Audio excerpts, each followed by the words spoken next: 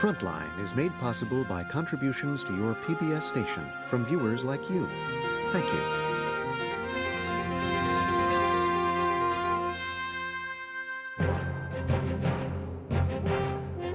North Korea's nuclear ambitions are now clear.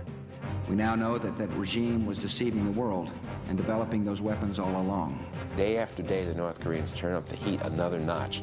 North Korea says that it needs nuclear bombs to defend itself against an American attack. President Bush has drawn the line. Today, the North Korean regime is using its nuclear program to incite fear and seek concessions. America and the world will not be blackmailed. This administration has dug its heels in and said anything that we do vis-a-vis North Korea is appeasement. Once you define it that way, it's very hard to unpaint yourself. It was pretty clear that we were being blackmailed. I don't believe that we ought to pay the North Koreans to get them to sit down. While the United States debates how and when to talk to North Korea, Frontline investigates Kim Jong-il's brinksmanship. We have months, not years, to resolve this problem before it reaches a point of no return. Tonight on Frontline, Kim's nuclear gamble.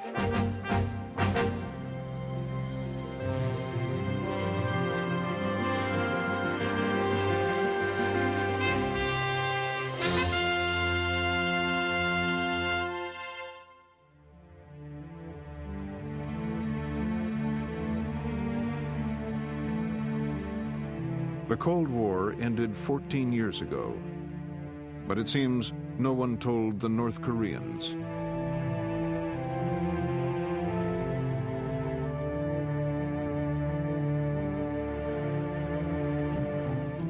The capital, Pyongyang, remains their version of a utopian socialist showcase. Its murals and monuments celebrate the victory of the working class. Its wide streets and apartment towers, the products of central planning. Underground, party workers ride to work on gleaming subway trains.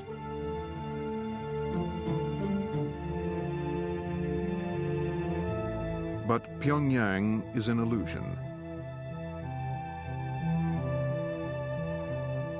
Most of North Korea is impoverished, if not famished. Foreign aid workers estimate that as many as 2 million people might have died of starvation between 1994 and 1998. Others, especially children, are malnourished. North Korea is anything but a socialist paradise.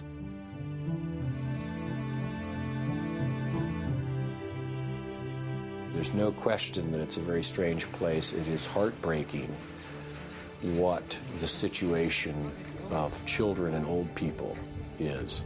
And therefore, one has to realize that you're dealing with about the most dangerous situation you can imagine, of isolated, repressive government and a people that has suffered in unimaginable ways. History, human nature would tell you they can't go on like this forever. And while that's true, the North Koreans see themselves as a miniature Soviet Union, arrayed against a hostile world. The paramount objective of the North Korean regime is survival of itself.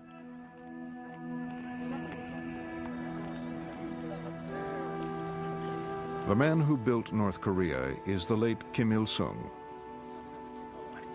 In spite of the country's hard times, he is still revered here as a kind of deity, a great leader who has miraculously defended his tiny nation against much larger, more powerful enemies. With Russian backing, he fought off Japanese occupation in the 40s. After partition of Korea following World War II, he led a war of aggression against South Korea and the United States in the 50s, the Korean War. After 1 million dead, including 35,000 Americans, a ceasefire was called, but no surrender. The country remained divided and officially still at war. Kim stayed in power in communist North Korea. He built a society that worshipped him as the nation's sole savior.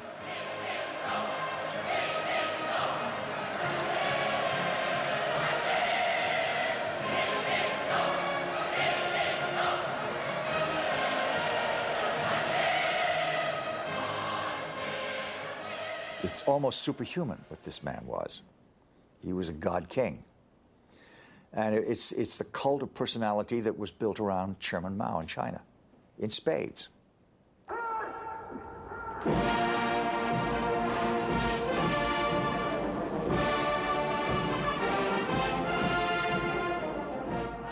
It has the elements of Nuremberg in 1936, with goose-stepping troops going down there. It's a powerful image that you get.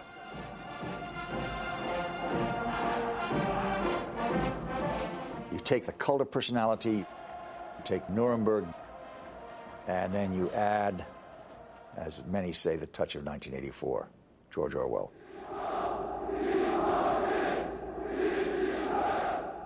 Since the Korean War, the United States has often come into conflict with this small, belligerent nation. But understanding North Korea's intentions has always been difficult.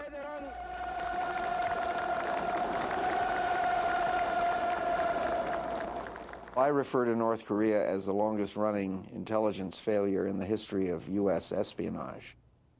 Donald Gregg spent 14 years in Northeast Asia trying to recruit undercover operatives to work inside North Korea. They were very difficult to recruit. I think the reason being that they came from a country that had a tradition of being the hermit kingdom, trying to shut out the incursions of foreigners. They came from a Confucian tradition, very tight family structure, and then there was the overlay of self-reliance and the overlay of the particularly virulent kind of Marxism which had been adopted in the North. And they were just extremely difficult to get at. And then there was a very difficult problem is if you did get one to agree to help, it was almost impossible to do anything with him once he returned to North Korea. As a result, the U.S. has relied almost entirely on satellite photos. The current conflict with North Korea began in 1989, when one photo showed new construction at a nuclear complex near the town of Yongbyon. Some American intelligence analysts suspected the North Koreans were in the early stages of building an atomic bomb. At the time, the Cold War was ending, and North Korea was losing the security guarantees and economic support from the Soviet Union that had sustained it for 45 years. Kim Il-sung was considering his alternatives. What did the North Koreans want? We didn't know at the time. We thought they wanted nuclear weapons. And as we got into negotiations with them, we came to understand that they were willing to consider other routes to improving their own security, and that the route that seemed to attract them the most was a new relationship with the United States. Well, the opening probably came in January 1992. And this is when Kim Jong-sun, probably 5th to 7th in the hierarchy in North Korea, comes to New York City. And we had a whole day with him. And the idea was that this was the highest level meeting we'd had with the North Koreans, really, since the armistice. Since '53. Since '53. And they seemed to be anxious to open up with us.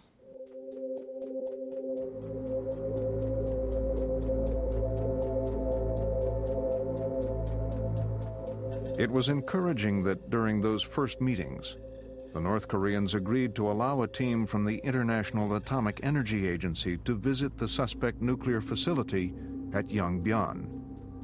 The delegation was led by then IAEA Chief Hans Blix.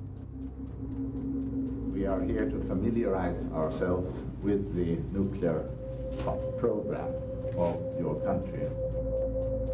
Blix's tour was prelude. What he and the United States suspected was that the North Koreans were secretly using this 5-megawatt reactor and a reprocessing facility to turn spent fuel into weapons-grade plutonium. Before leaving, Blix arranged for fully equipped inspection teams to follow. But over the next several months, inspections did not go well.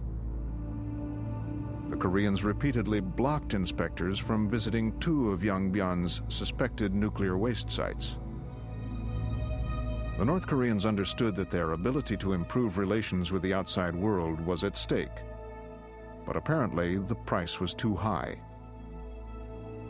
Just 7 weeks after President Clinton took office, Kim Il-sung reversed course. North Korea announced it was going to withdraw from the Nuclear Non-Proliferation Treaty, or NPT. Clinton appointed Robert Gallucci to quickly start a new round of negotiations. More than once in that first meeting, Vice Foreign Minister Kang said, "You wish to strangle us." I told him that we did not have the objective of strangling North Korea. I told him that we actually did not pose a threat to North Korea, unless, of course, North Korea did something to threaten our allies in South Korea or in Japan or the international community. The administration was under heavy domestic pressure. Republican opponents repeatedly attacked the Clinton administration for even trying to negotiate, arguing that the government had no business talking to the North Koreans. We have made clear to the DPRK that certain steps must be avoided if our discussions are to continue. The real crisis period was May and June of '94, when we seemed to be headed more on a road to war than we did on a road to a negotiated end to the conflict. That was a very tense time. And you walked out on the negotiations at one point. We did. We had warned the North Koreans not to do something, and they quite deliberately did it. On April 19th, 1994, North Korea raised the nuclear stakes by announcing it was going to move its stock of irradiated fuel from its 5-megawatt reactor without providing international inspectors the ability to monitor the process. The North Koreans were also threatening to go one step further. They were ready to reprocess the fuel from that reactor. They announced they were going to reprocess the fuel from that reactor. And had they done that, that would have given them enough plutonium to make about 5 or 6 nuclear bombs. What was it that prompted them to take those actions? My judgment then and my judgment today was that they had determined that they needed nuclear weapons for their own security. So we decided that we would take every action to try to stop them going ahead with that nuclear weapon program, even if it would risk war. You were willing to go to war? We were willing to risk war. We seriously considered solving the problem directly by simply striking the reactor and the processor at Yongbyon.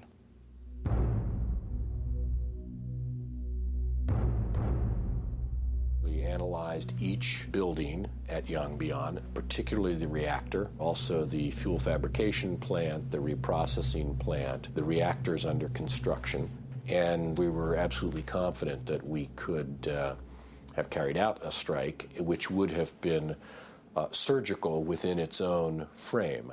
So why not do it? Well, the larger consequences would be far from surgical. North Korea maintains 1 million men on the DMZ, thousands of artillery tubes that are trained on Seoul, and Scud missiles that are trained on South Korea. The intensity of violence would be greater than any the world has witnessed since the last Korean War, and that would shock people. The estimates are up to 100,000 American casualties. And plus civilian deaths? Presumably. It's a terrible scenario to try to think through, but hundreds of thousands of deaths, yes. Seoul, the capital of South Korea, is a city of 10 million, only a 1-hour tank drive from the North Korean border. The Clinton administration opted for UN sanctions. However, Ambassador Gallucci and Secretary Perry realized this move would also be extremely provocative. Even just a sanctions resolution, we all thought might well lead the North Koreans to a military response. It was in that context, and that during the discussion about the sanctions, that North Korea made their quite inflammatory statements saying that they would consider sanctions an act of war. 성 선생 측에서 심사숙고해야 된다. The remarks came from Park Young-soo, a North Korean negotiator, and were captured on a closed-circuit video. 불바다가 되고 말아요. 아니, 지금 성 선생도 아마 살아나기 어려울 게예요. 다만 그걸 This is pretty strong language, and it got our attention, which I'm sure is what the North Koreans intended that it do.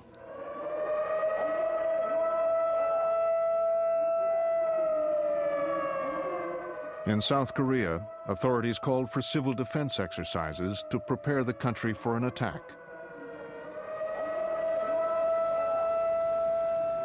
Though aware of the risks, Clinton still decided to push for full sanctions. He also asked the Pentagon to present options for reinforcing U.S. troop strength in South Korea. And so that led us to that one now somewhat famous meeting of the National Security Council, which the President held in the Cabinet Room, attended by the Secretary of State, Secretary of Defense, the Vice President, Chairman of Joint Chiefs of Staff, a whole lot of people involved, in which the Secretary of Defense presented 3 military options. I advised President Clinton that we ought to reinforce our military forces. We had gone over the war contingency plans very carefully and concluded that we, in the event of an invasion from the north, we would undoubtedly win, we would be successful in defeating the north. But how many casualties were suffered would depend very much on how well prepared we were. We were literally in the process of giving the briefing to him, laying out the 3 alternative options when the call came in from North Korea. The phone call comes from Jimmy Carter, who was in Pyongyang at the time, talking to Kim Il-sung, in which Jimmy Carter tells me, I step out of the meeting with the president, to step into a small room to talk to the former president, and Jimmy Carter then describes a possible way out of this situation. Former President Jimmy Carter had gone on a private trip to Pyongyang to broker a peace deal, even though some senior members of the Clinton White House opposed his effort. I was given a list of all the U.S. demands concerning nuclear program primarily, but a few others. And when Kim Il-sung agreed with me directly and personally that he would comply with all those demands that I relayed as a messenger, then I was very relieved about that. There was in the room some unhappiness over the deal, but even Carter had freelanced. Well, it wasn't only that Carter had freelanced it, that President Carter also told me that he was about to go on CNN and say what the terms of this would be. This is CNN Breaking News. It is now past midnight Friday morning in North Korea, and later today, former President Jimmy Carter plans a second day. You made a decision to go on CNN while you're sitting there Yes. negotiating with Kim Il-sung. I felt that it was important for the commitments that Kim Il-sung had made to be revealed to the public. It would have made it much more difficult for him to reverse himself or to violate his commitments. But it wasn't a chess move on your part to try to get this thing aired in order to box in both sides, to bring them together? Well, I can't deny that I hoped that it would consummate a resolution of what I consider to be a very serious crisis. Kim Il-sung told Carter he would freeze the reactor at Yongbyon and go back to the negotiating table. But a month later, he suddenly died of a heart attack.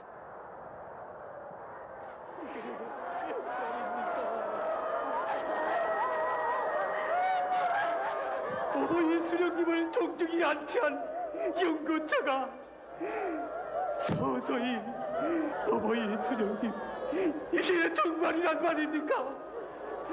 정녕 연결의 시각이 다가왔단 말입니까? Hundreds of thousands of Koreans came into the streets.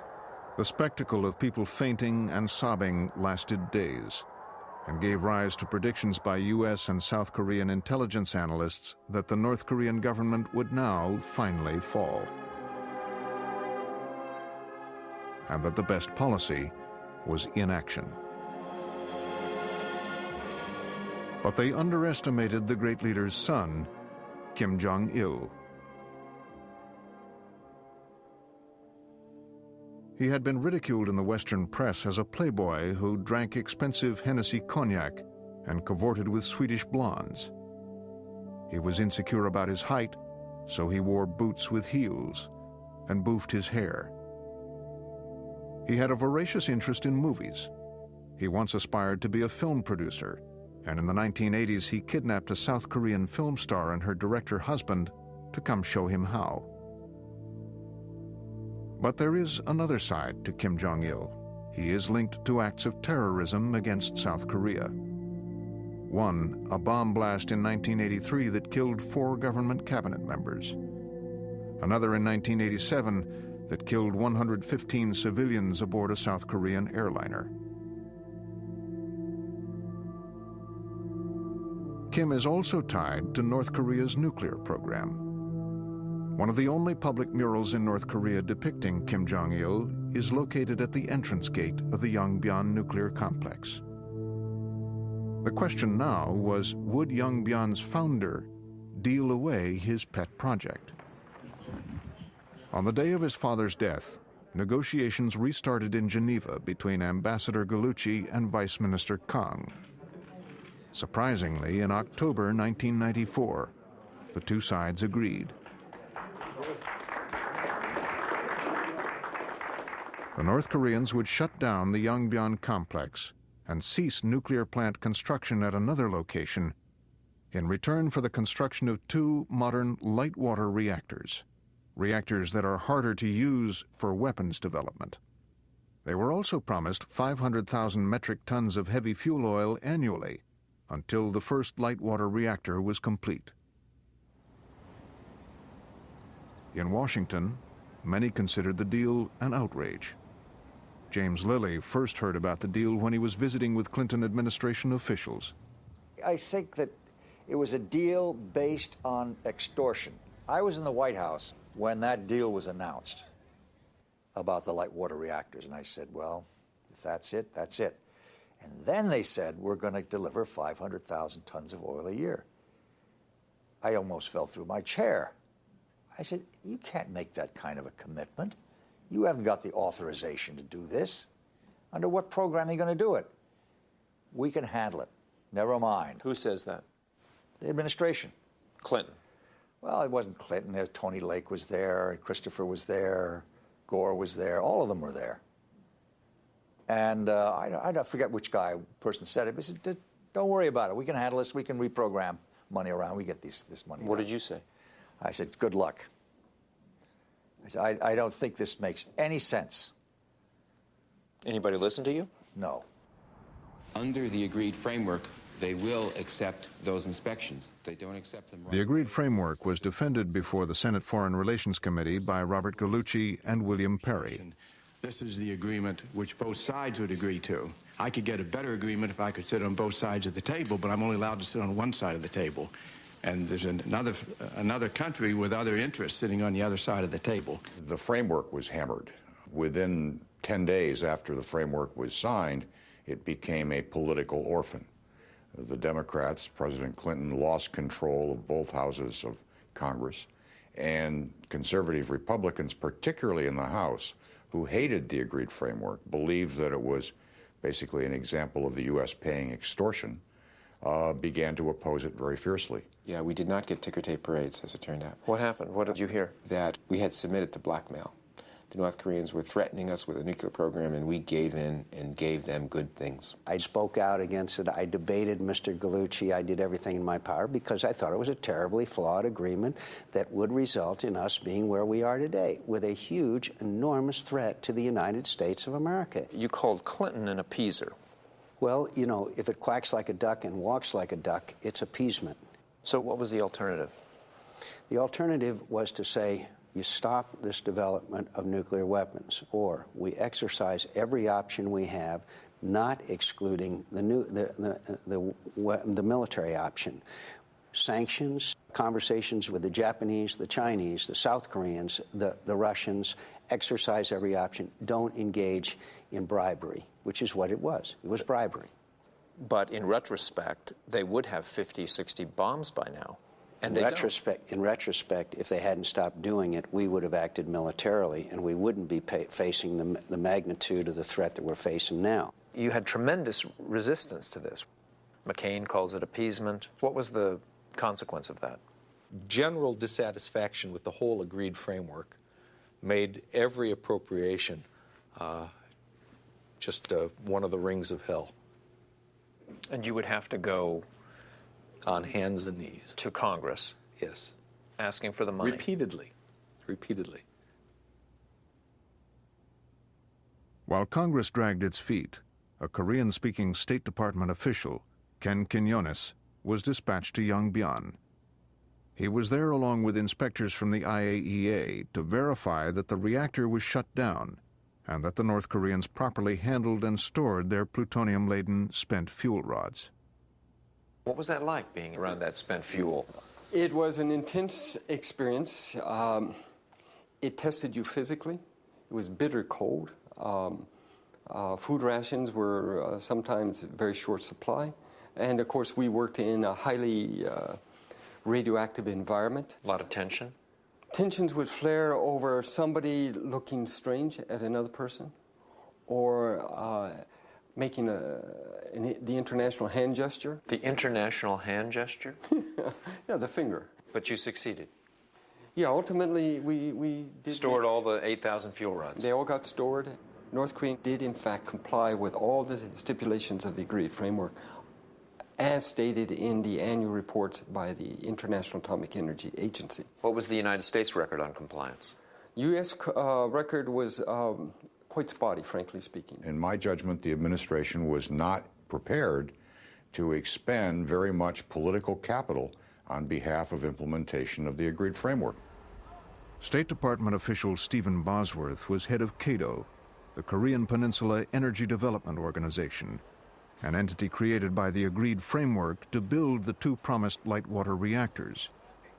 In part because of congressional opposition, construction fell behind and delivery of the heavy fuel oil was often late. The North Koreans complained frequently. Bosworth complained to his colleagues in the State Department. So tell me what arguments you made. That, first of all, this was an attempt to draw North Korea out of its dark cave out into the world, and that it was in our interest to break down that isolation in which North Korea existed. Moreover, that it was very much in our interest, since this was North Korea's first agreement, in effect, with the outside world, to make sure that we complied with the agreement in a meticulous fashion, to demonstrate to the North Koreans that they could enter into agreements with us and others and be confident that the commitments that we made in those agreements would be implemented. Failure to basically deal with the North Koreans would cause them to do increasingly irresponsible and dangerous things. While tensions over compliance with the agreed framework mounted between the U.S. and North Korea, a new president, Kim Dae-jung, came to office in South Korea. He instituted a new approach to dealing with North Korea called the Sunshine Policy, advocating openness and engagement. It assumed that Kim Jong-il wanted to modernize his economy. President Kim's right-hand man was Lim Dong-won. I was an architect of Sunshine Policy and evangelist of Sunshine Policy. So we want to induce change in the North. That is the way to build confidence between the South and North, and to make peace on the Korean Peninsula. So we have to seize this moment. Lim, a former chief of South Korean intelligence and staunch anti-communist, would make many trips to meet with Kim Jong-il. And what kind of man was he? He has a sense of humor. He's, very interesting. He has a very interesting personality. He's a wine drinker. Cognac, I hear. No, he quit cognac. That's what he told me. He told you that he quit drinking cognac? Yeah. Now just prefer to drink wine only for his health. That's what he said. Did you talk to him about the dire situation in the countryside, the starvation, the fact that he spends also so much money on the military? Well, I didn't touch much of that kind of things. Yes. Just as diplomacy seemed it had a fighting chance, however, North Korea played another surprise card. On August 31st, 1998, the North Koreans launched the Taepodong missile, a design that, if successful, could reach Hawaii or Alaska. A missile developed by a country that already derived 25% of its export income from sales of Scuds and other short-range missiles into the Middle East, Pakistan, and Iran. The North Koreans fired this ballistic missile, and everybody in the region and the United States woke up and said, boy, we haven't been paying attention to them, but they've sure been paying attention. The missile launch was an embarrassment for Clinton, who had backed South Korea's Sunshine Policy. Mandated by Congress to review U.S. policy towards North Korea, the president called once again on William Perry. The agreed framework was on the block. We looked seriously at the approaches many in the U.S., many in Congress, had asked us to consider, one of which was that we should simply put pressure on the North Koreans until their government collapsed. We rejected that alternative. They have an iron police state in North Korea, and the misery of the people, in our judgment, was not likely to lead to a popular overthrow of the government. Secondly, we didn't have enough time. Even if that strategy was successful, the most optimistic view of it would take several years. So it was a very difficult problem. Upon Perry's recommendation, the Clinton administration stuck with diplomacy. In 2000, Secretary of State Madeleine Albright flew to Pyongyang to negotiate a missile deal.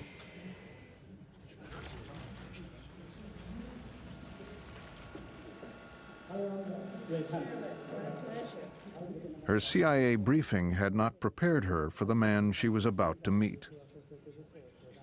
We had very peculiar information about Kim Jong-il, that he was a recluse. I think delusional actually was a word that was used, but Kim Dae-jung had reported that it was possible to have perfectly decent, rational conversations with him. I think that Secretary Albright and I were surprised about Kim. He had some humor. He actually, and very unsurprisingly, had tremendous pride in himself, in his country. He's a reasonable man who was fully engaged with us for that very extensive period that Secretary Albright was with him. He always seemed to be personally attentive to the people that he was hosting. Gracious, in other words. I hate to use the word lest I be criticized later, but yes, I would say he was gracious. At the end of about 3 or 4 hours of official meetings, he said, I want to take you tonight to a huge celebration. What we were going to was the recreation of the 50th anniversary celebration of the Workers' Party. We proceeded to climb into this long motorcade that his limousine headed, and we went off to this stadium.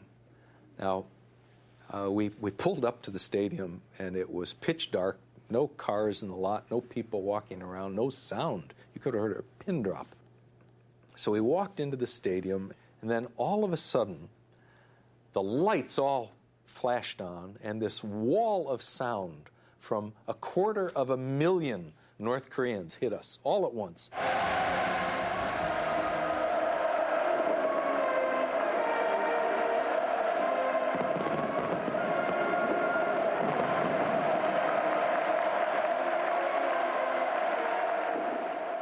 We walked in, and we were in a stadium where there was something like 200 to 250,000 people who applauded wildly.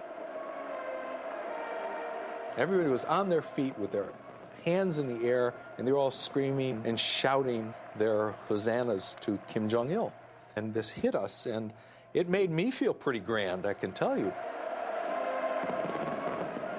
That has to do something to someone's psyche when you're cheered on like that. It was as Stalinist a country as ever has been.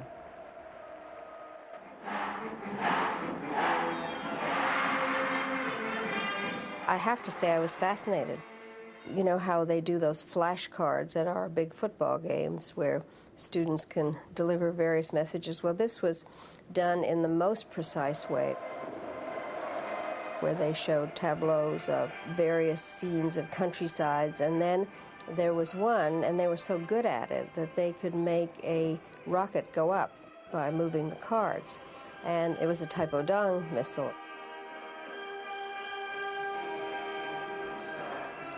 The next day, Secretary Albright and Chairman Kim sat down again and talked about missiles. Kim Jong-il also reiterated an invitation to President Clinton to come to North Korea. The purpose, I think, generally of his policy was to get some recognition from the United States that North Korea existed, that we should have diplomatic relations. And so he was really quite open in discussions that we had in terms of limiting his missile program. We must be pragmatic and recognize that the road to fully normal relations remains uphill. We had the deal almost in hand. The detail or two that needed to be worked out were very, very important details to do with how all this would be verified. But those were not the issues that curtailed the visit so much as we just ran out of time.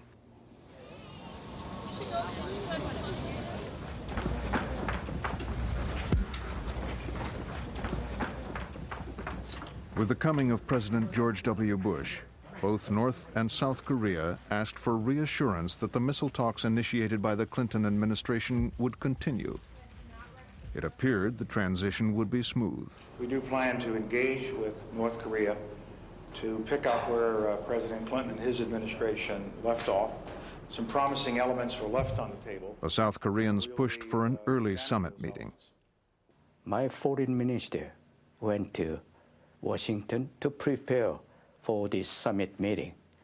And during that consultation with the Department of State and Secretary Powell, they assured us that new administration's North Korea policy will be, continuing where the Clinton administration took off. He assured you that the policies of the Clinton administration would continue into the Bush administration. Yes, yeah. So we are very happy to hear that. And then President Kim came to Washington, D.C. Watch out. But the summit was not what the South Koreans expected. Although Bush publicly endorsed South Korea's Sunshine Policy, it's been my honor to welcome President Kim here in the Oval Office. We had a very good discussion. privately, he told Kim talks with the North were off, and the U.S. did not support a policy of engagement. Kim Dae-jung was stunned. It was a really unfortunate thing. Was he angry?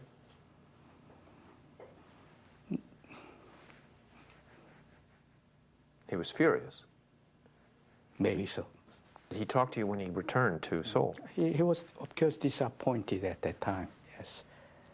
And returning from Washington, D.C., North Korea immediately announced that no dialogue with South Korean government.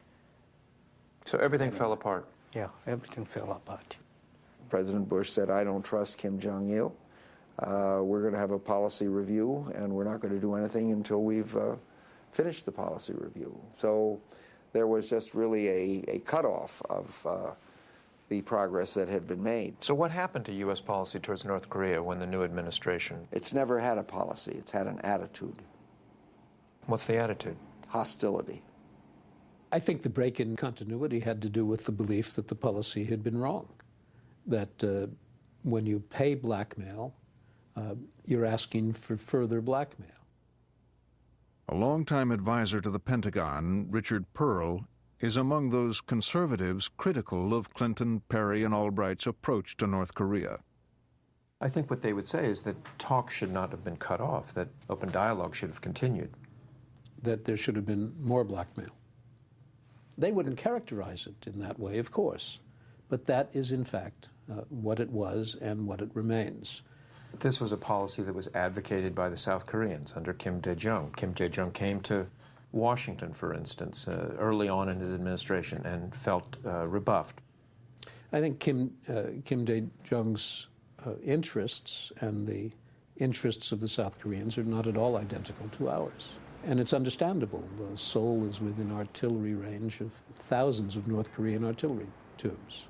So it's hardly surprising that the South Koreans are going to see this differently from the way we see it. But our president has first and foremost a commitment to the security of the United States.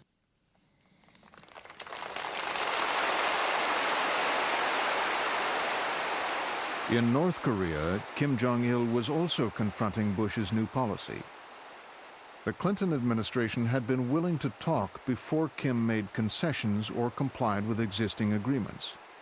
The Bush administration was demanding concessions and full compliance before talks could begin. They also expanded the agenda. The North Koreans accused Bush of moving the goalposts. I would hope that we would move the goalposts because we didn't like the playing field that was established during the Clinton administration. It was a playing field on which we were expected to pay the North Koreans not to do dangerous things. And that is not a sound basis for a policy.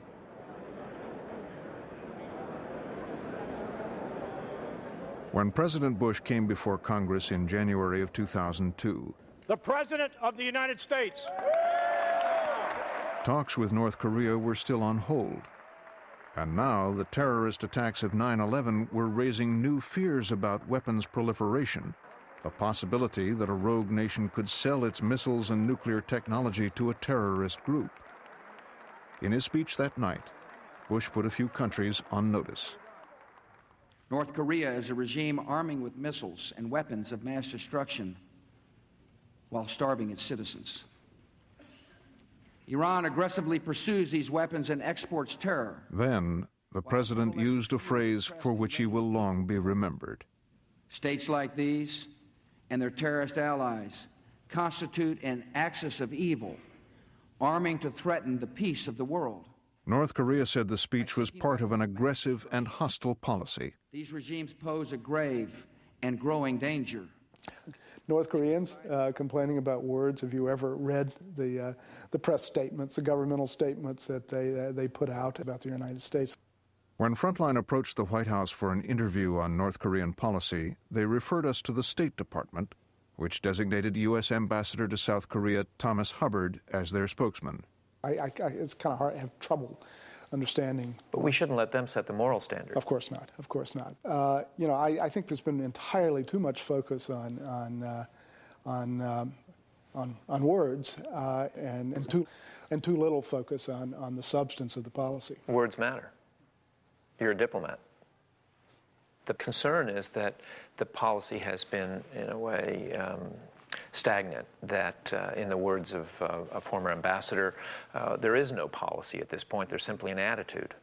I think that's an exaggeration. The clear policy of our government is that we find nuclear weapons in North Korea to be unacceptable and intolerable. What the president did in referring to the axis of evil was identify evil where it exists, and to make it very clear that we were going to treat evil regimes with a full recognition of what they represent. If the word evil doesn't apply to North Korea, it doesn't apply to any nation. I don't think the argument is that evil doesn't apply to Kim Jong-il. I think the argument is that it does not have any real benefits. It's not as if we didn't already know that this place was nasty and dangerous. So what does the president gain? I think he breaks with the previous policy that said, well, they may be evil, but we're going to treat them as if they could be counted upon to respect an agreement. In short, we will deal with them in a way that we would not deal with a nation whose fundamental evil quality was properly understood. Were you surprised by the administration's language and approach? I was surprised. I thought, I'm not surprised that some people in the administration thought that. I was surprised that they would take that policy approach to North Korea. I thought it was counterproductive. Why? Why not show that you're tough, that you're not going to be the appeasers that the Clinton administration was? Yes, I've heard that language. Talking tough and acting tough and putting pressure on North Korea is not an effective policy. It may be therapeutic for us to talk that way, but does not accomplish our objectives and does not enhance our security. Sometime in the summer of 2002, the CIA, working with evidence that it had been collecting since the middle of Clinton's second term, concluded that North Korea was secretly pursuing an alternative nuclear weapons program. Now, somewhere along the way, U.S. intelligence starts to report that they're on shopping trips, that they're in Pakistan buying high-frequency modulators, aluminum tubes. Apparently, we got definitive aerial photographs of equipment from Pakistan being delivered. It became a matter of certitude in July or August. They were buying equipment to build a uranium enrichment plant. Uranium enrichment takes place in centrifuge tubes like these, but it takes 2 to 3 years to make enough weapons-grade uranium for a bomb. But like the separate program at Yongbyon, it showed Kim's intent to go nuclear. On October 3, 2002, James Kelly, an Assistant Secretary of State, traveled to Pyongyang to confront officials. As Kelly geared up for his trip, apparently there was a dogfight within the administration. Should he mention it? Should he not mention it? And those who said he should mention it put it right at the top of the agenda. So that really was the only thing that was discussed at his 3rd October meeting. And then, interestingly enough, the North Koreans, after caucusing overnight, came back and said, yes, we do have that program. Now, Kim's nuclear card was on the table face up. A few weeks later, Bush played his hand. He ordered the agreed framework dead and cut off all future fuel oil shipments. North Korea retaliated by turning off all monitoring equipment at Yongbyon and sending inspectors home. In January 2003, the North Koreans gave notice that they were withdrawing from the Non-Proliferation Treaty.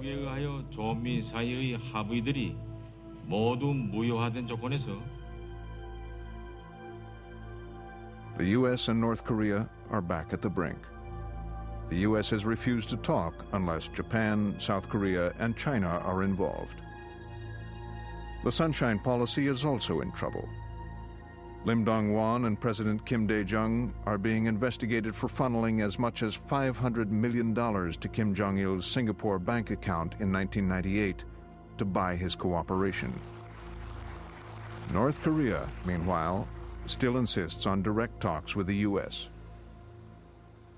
So why not talk to them? These regional powers are saying, go talk to the North Koreans. Well, do we have to give them what they want all the time? I think that's one of our concerns, that it might be tactically attractive for the North Koreans to try to isolate us and put pressure on us in a bilateral negotiation, but that's not necessarily in the interest of the United States. We think a multilateral approach would be much better.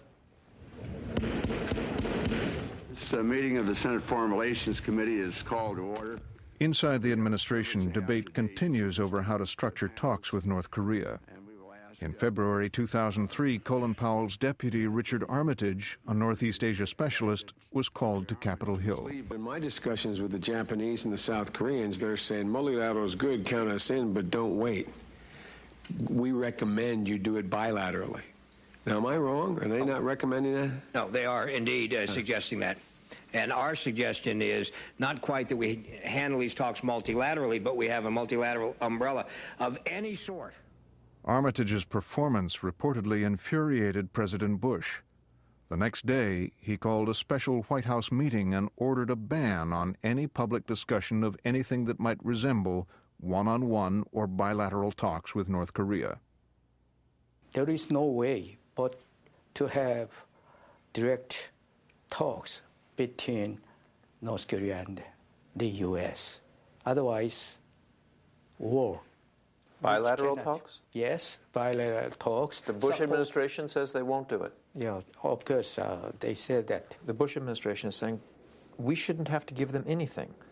They're violating the Nuclear Non-Proliferation Treaty. They're in defiance of the world. They should be held to task. That appeasement leads to more aggressive behavior. Well, it depends on if you decide that direct talks are appeasement. This administration has kind of dug its heels in and said anything that we do vis-a-vis North Korea is appeasement. Once you define it that way, it's very hard to unpaint yourself. And I think that's where we are now. I hope very much that there can be some way to get off of this escalation. But the escalation continues. Kim Jong-il has stepped up air raid drills in Pyongyang. In March 2003, North Korea started up their reactor at Yongbyon.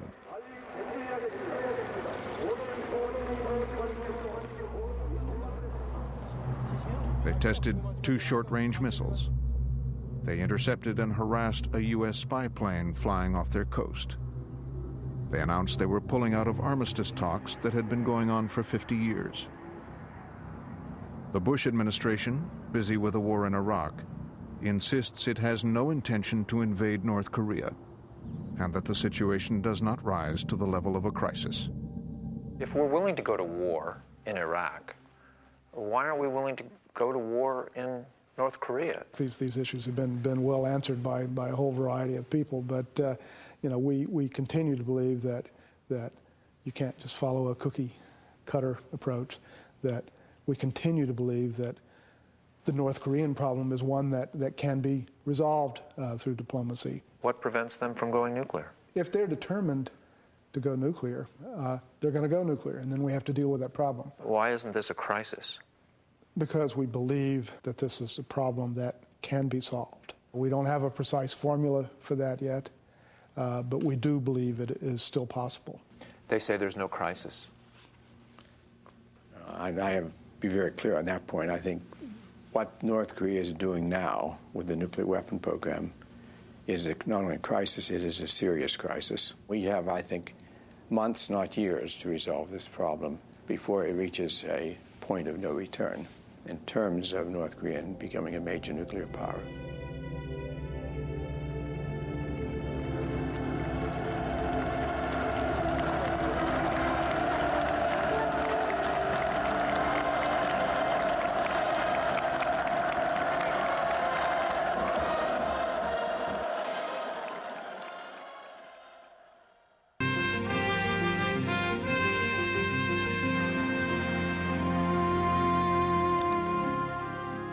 This report continues on Frontline's website with analyses by key insiders on whether there's still time to avert a military or nuclear showdown. Headed more on a road to war. A chronology of the threats, deceptions, and diplomatic ploys that have marked U.S.-North Korea relations.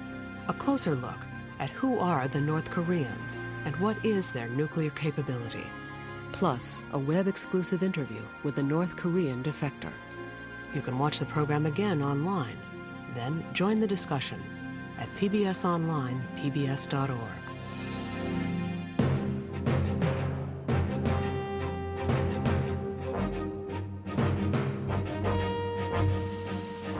Next time on Frontline. There is a cyber jihad going on right now. Without a single bomb. The right people could take out huge sections of American infrastructure. Terrorists could use the internet to cripple the United States. We have created a new nervous system for the country, and we've done nothing to protect it. How real is the threat? America is at risk. Cyber war. Watch Frontline.